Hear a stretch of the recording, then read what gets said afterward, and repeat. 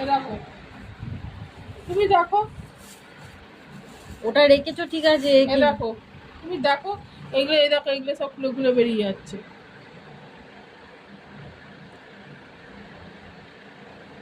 তা কটায় হয়ে গেছে, কিন্তু ওই একটা করে তাহলে দুটো এর আগের বার ছিল, দুটো তাহলে পড়োনি কেন? একটা ফাটিয়ে দিয়েছো তো। হ্যাঁ, একটা এর আগের বারে তো দুটো পড়োনি। না, একটা পড়েছিল। তাহলে কেন?